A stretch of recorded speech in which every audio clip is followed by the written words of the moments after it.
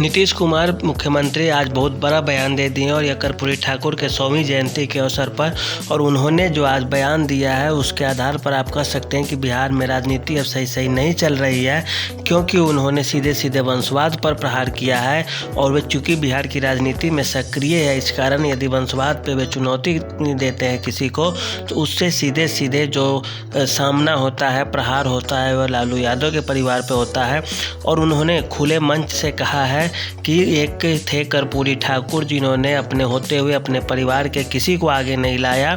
राजनीति में, और वे हमेशा परिवारवाद का विरोध करते हैं। और आज के नेताओं को सुनिए, सब अपने ही घर परिवार में अपने बेटा को अपने बेटी को लगाने के चक्कर में आगे पड़ा रहता है। हम इस चीज़ का विरोध करते हैं, अर्थात नीतीश कुमार खुद से बोलते हैं कि वे इस चीज़ का विरोध करते हैं। वे अपने जीते जी अपने परिवार के किसी को राजनीति में नहीं लाना चाहेंगे। और यह जो हमला है सीधे सीधे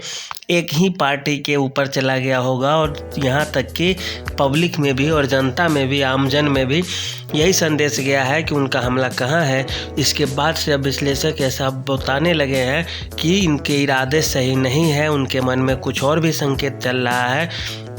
इसके साथ ही साथ उन्होंने इसी दौरान एक दूसरी बात भी कही और वह यह कही कि लालू यादव जब सत्ता में थे तो उनका नाम सीधे सीधे न लेते हुए उन्होंने कहा कि 2007 में वे जब से बिहार की राजनीति में आए, मुख्यमंत्री बने हैं, तब से वे लगातार केंद्र सरकार को यह चिट्ठी लिखते रह रहे हैं कि कर्पूरी ठाकुर को भारत रत्न का सम्मान दिया जाए। लेकिन जो कांग्रेस की सरकार थी 2007 से 2014 तक, अर्थात 6-7 साल तक, उन्होंने भारत रत्न सम्मान देने की आज तक कोशिश नहीं की। इसके साथ ही भाजपा भी है, बिहार भाजपा की जो इकाई है वह भी बोल रही है कि लालू यादव कांग्रेस के साथ मंत्री थे, सरकार में थे, लेकिन आज तक कभी उन्होंने इस चीज़ के लिए कोशिश नहीं की। वो तो विपक्षी पार्टी है, खैर, तो उनके आरोप और प्रत्यारोप तो चलते रहेंगे और लगाएंगे ही। लेकिन नीतीश कुमार महागठबंधन के अंग हैं, लेकिन इसके बावजूद जो कांग्रेस की सरकार के लिए उन्होंने बोला कि 6-7 साल उनकी सरकार थी और इधर फिर इनकी सरकार आ रही है, हम लोग गठबंधन में थे, हम लोग कई बार बोल रहे थे और इस बार मिला है, तो उन्होंने केंद्र सरकार को भी धन्यवाद दिया है इसके लिए। और यह मामला सुलझाने के लिए बिहार का सभी पार्टियों ने भले इसका समर्थन किया, लेकिन नीतीश कुमार ने प्रत्यक्ष तौर पर तो नहीं लेकिन परोक्ष रूप से कांग्रेस पर भी हमला कर दिया कि कांग्रेस की सरकार इतने दिनों तक रही देश में, लेकिन आज तक कभी नहीं सम्मान में दिया गया कर्पूरी ठाकुर को। उसके बाद नीतीश कुमार ने वंशवाद के नाम पर बोला है कि कर्पूरी ठाकुर जी कभी नहीं चाहते थे कि कोई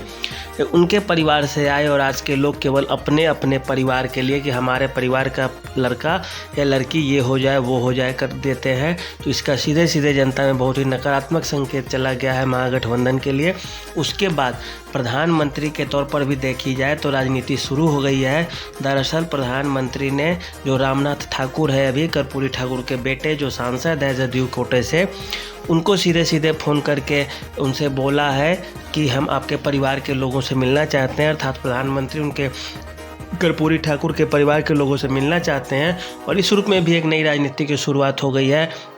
अब भाजपा का बिहार में अति पिछड़े वोट बैंक पे खासा नज़र आ जाएगा और इसके माध्यम से वह अति पिछड़े वोट बैंक में सेंध लगाने की कोशिश करेगा। इसे रोकना नीतीश कुमार अपना पहला कर्तव्य समझेंगे और नीतीश कुमार कोशिश करेंगे कि उसमें हम रोक लगाएं, उसे अपने पाले में ही रखे रहें। लेकिन अब मामला दो फंसता है, यहाँ से या तो आगे नीतीश कुमार और भाजपा एक साथ चुनाव लड़े तो फिर उन दोनों को फ़ायदा हो जाएगा,